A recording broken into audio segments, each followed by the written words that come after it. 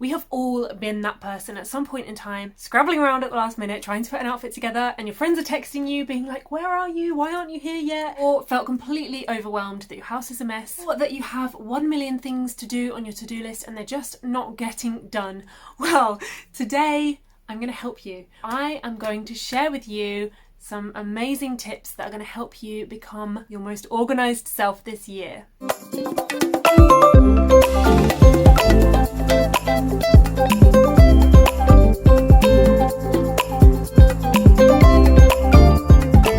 Hi guys, welcome back to my channel, and if you're new here then hi, it's lovely to have you. My name's Sarah, I'm a doctor in the UK. I make videos about my life as a doctor and what I get up to in my free time. I want to show you that it is absolutely possible to live a fulfilling life outside of work, as well as having a very busy day job and night job. I work shifts, working 48 hours a week as a doctor, switching from day shifts to night shifts, commuting and running businesses outside of work has often left me feeling completely overwhelmed and just feeling like there aren't enough hours in the day, because let's face it, there aren't enough hours in the day to do all of those things. Over the years, I have developed some really robust ways of dealing with this and to make sure that I have lots of free time to relax and enjoy myself, as well as getting all of the work done as well. I know that a lot of you watching are juggling many more things than I have ever had to juggle. You've got families, you've got work, studying, all sorts of things going on, and I'm sure that some of these tips will be really useful for you. Feeling disorganised is just a horrible existence, isn't it? You feel like everything's a mess and you feel like you're overwhelmed, you're just trying to keep your head above water. We've all been there and it is not fun. So the good news is the world isn't divided into organised people and disorganised people. All of these things can be learnt. With just a little few tweaks and changes, you can live a more organised, calm and serene existence. I always love hearing from you guys, so if you have any tips or if you think I've left any advice out, then please leave it down in the comments below. It'll be really useful, not just for me, but for all of the other readers as well. Set reminders for recurring tasks. Spend a bit of time going through your calendar and working out which things recur again and again. The obvious ones are things like birthdays, paying bills, food shopping, getting your car MOT'd, renewing or cancelling subscriptions. Add these tasks to your online calendar, and if you haven't got an online calendar, set yourself up a Google Calendar account and set yourself reminders. So for example, I spent a bit of time going through every single family member and friend that I want to remember birthdays for. I literally wrote a list of all the people that I want to remember. I found their birthdays, I added it to my calendar. I made each of their birthdays a recurring event. So every year the calendar is auto-populated with their birthday. I've then set a notification for a week before their birthday so that I get notified and I can remember to send them a card or a present. It's simple. On the day that the notification pops up, I write the card, I send it, and I get the present ordered. No more thinking about it, no more worrying that I've forgotten things. It's done, it's scheduled in my calendar. I don't need to hold that information in my brain. Number 2, buy in bulk the things you use regularly. You can use recurring services like HelloFresh and set up recurring orders for things that you use frequently, for example on Amazon. So I've got a vegetable box that I get delivered every other week. It's really helpful to know that I'm just going to get all my veg in. I don't have to think about buying it. It doesn't need to go on the shopping list. And then I've set up a recurring order on Amazon for things that are consumables that I know that I'm going to run out of in a certain amount of time. Cleaning products, bin bags, dog food, those kind of things. If you don't know where to start, I would make a list of the things that you can think of that you've had to make a mad dash to the shops for, or that you've had to buy online at the last minute. And those are the kind of things that are really good to either have plenty of in stock in your house or to set up recurring orders from online services. Going out to the shops and buying one thing specifically like that is just such a bad use of your time. It might take an hour to go out, go into town, buy a greetings card, come back home, write it, send it. If you just had that in your house and you have a surplus of them, you have saved yourself so much time. Number 3, don't rely on your brain to remember things. How often have you thought about something only for a few minutes later to be wondering, what was I just thinking about? It happens to me all the time. We live in such a distracted world, don't we? Social media, things popping up on our phones, notifications, people messaging us. We're always distracted. Don't rely on your brain to have to overcome these distractions and remember everything on your to-do list. as well as your shopping list and your cool ideas that you've got and projects you want to complete. Write it all down in a systemized way. Create yourself a Google Calendar, create yourself a Google Drive, make some documents and lists of things that you want to be able to access from anywhere at any time. If you aren't writing these things down and you're just relying on your brain to remember them, you're just increasing your cognitive burden and adding stress to your life where you just don't need it. No wonder you feel overwhelmed. Your brain is just swimming with things and trying desperately to remember what you told it to remember, as well as focusing on the task at hand and trying not to get distracted by everything. Number 4, make a brain dump. So, on that note, when you're feeling overwhelmed, it can be really, really useful to spend half an hour getting everything out of your brain and onto paper. Every single thing you have been trying to remember, write it down. It doesn't matter what it is, big or small, get it onto that piece of paper. Remember to buy cat food. I need to start writing that dream novel that I've been wishing I would start. Everything goes on the piece of paper. And when you think you're done and you think you can't think of any more things to put on the brain dump, reread your list, see if it will trigger any more memories of things that you've been kind of storing in the back shelves of your brain. Dust those dusty old shelves off, get them on the list. You might be surprised at how much comes out of the woodwork. Okay, once you've got everything down on your scrappy bit of paper and it all just looks like a disorganized mess, at least it's out of your brain, you can start to categorize things. This is the bit that I secretly quite love. If you've been feeling really overwhelmed recently, it might be that there's things on that list that actually don't even need to be there. Are there things that can be deleted that really don't need to be done?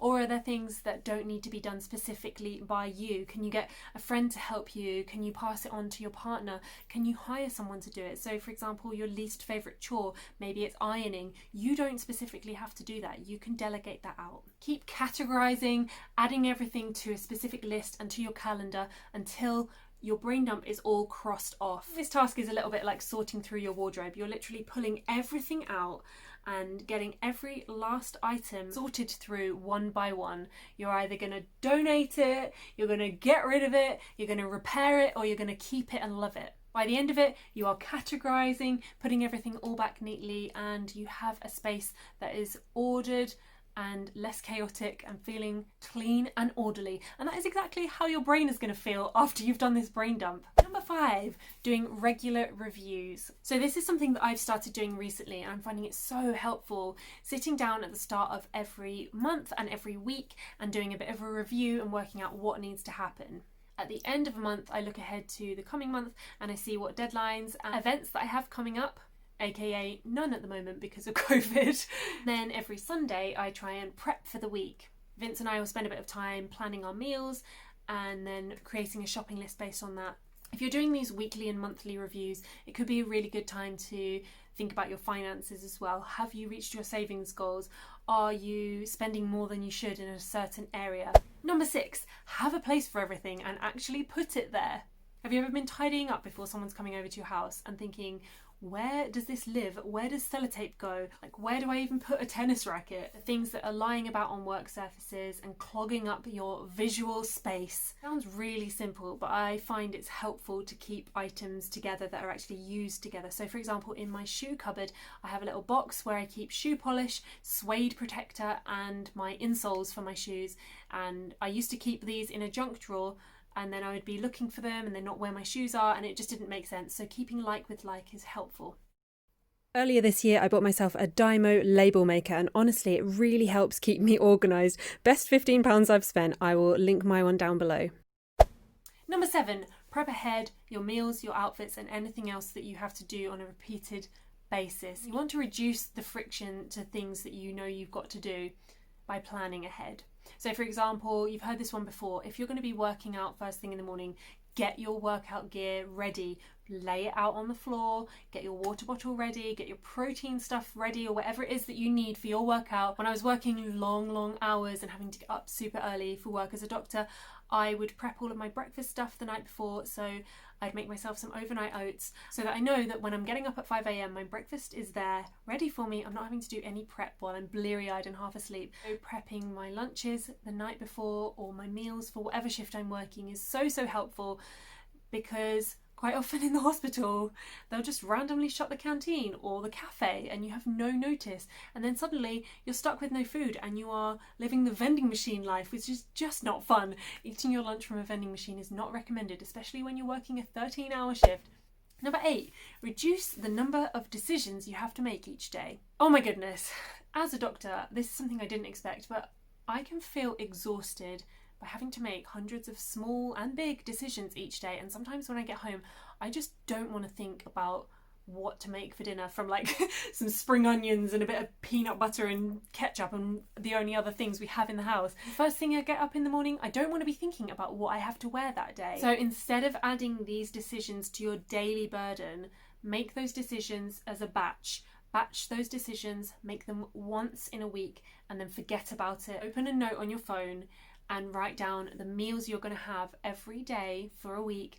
Write down, if you want to, the outfits you're going to wear every day for a week. And I'm not talking, it doesn't just have to be your meals and your outfits. These are the things that I found were helpful for me, but it could be what you're going to study each day, or what projects you're going to work on for your business, what workouts you're going to do that week. Save the links to the actual home workouts you're going to be doing, so you're creating a nice little list for yourself. It's easy, it reduces the decision fatigue, and you can just crack on with what needs to be done. Number 9, 10-minute tidy in the evening. Oh my goodness, the last thing you want to be doing before bed is cleaning and tidying. I know, you're tired, you just want to get into bed. But trust me, this one is really, really helpful. There's something really pleasing about coming downstairs in the morning to a nice, clean and orderly place, even if it only stays like that for a few minutes when you've got dogs around, or if you've got children, or a messy partner. So this could be as simple as tidying up your desk each day, giving it a wipe down, so that when you come to do your studying first thing in the morning, it's all ready for you and laid out, and you might even have a bookmark in your textbook ready for you to start the next chapter. So I've got a little routine for myself where before I go to bed, I clear away all the bowls and cups on any surfaces. I put them all in the dishwasher goes on. I tidy up all the cushions, I put the dog toys away. The place just looks smart and neat, ready for me to come down the next morning and enjoy a nice clean and clear space. I think really a lot of these tips are just kind of thinking about your future self and giving your future self a little gift, and not making your future self have to deal with yesterday's mess. Number 10, plan your day the night before.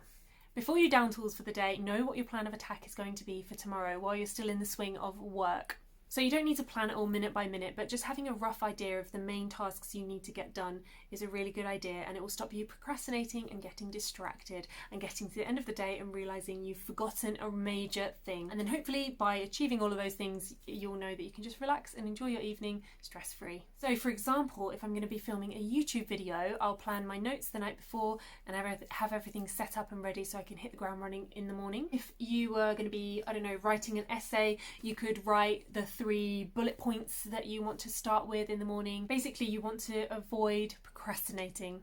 Number 11, always have water and a snack with you. And if you're really organised, have a thermos of your favourite hot drink. The worst thing in the world is getting caught short and getting thirsty and hangry.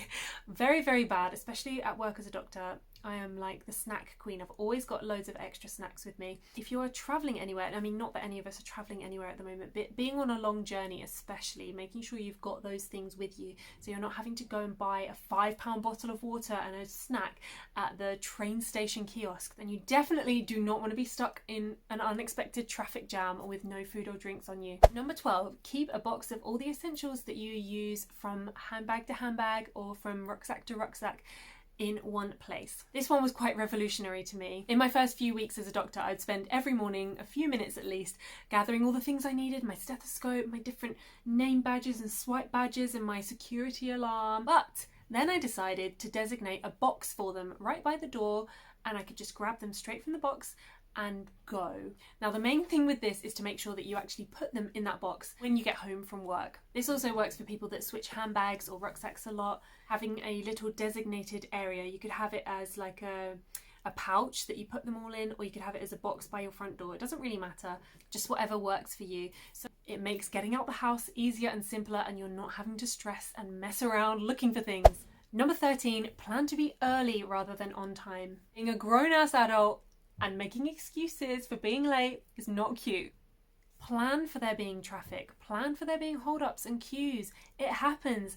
Plan to be early. I promise you this will make your life so much less stress-free. It's worked for me. I actually enjoy getting to things early now. I genuinely just like sit there, chill out, enjoy a bit of time to myself. You know, download the Kindle app on your phone, download Audible, listen to a podcast and just chill. It's lovely.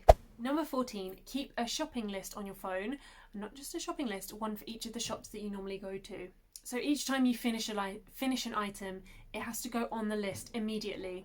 Don't add it to the storage in your brain, add it to the storage in your phone. Keep your brain free for ideas and enjoyment. So I've got a list on my phone. It's got Aldi, Tesco's, Home Bargains, and probably a few others.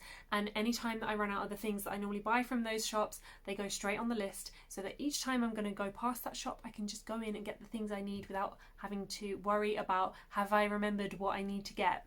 So guys, I hope you've enjoyed this list. Have any of these been new to you? Has it been helpful to you? Have I missed anything? Make sure you comment down below if there's any tips that you have for staying super organised. What I found is that it's one thing to know these things, but quite another to actually put them into action. I want you to go and take some action right now. Get that pen and paper out, start your brain dump. What is overwhelming you? What is stressing you out? Get it all on paper, get it categorised into lists, put it on your calendar and schedule it all out. If you've enjoyed this video, give it a thumbs up. Don't forget to subscribe to see more of my videos and I will catch you in the next one. Bye!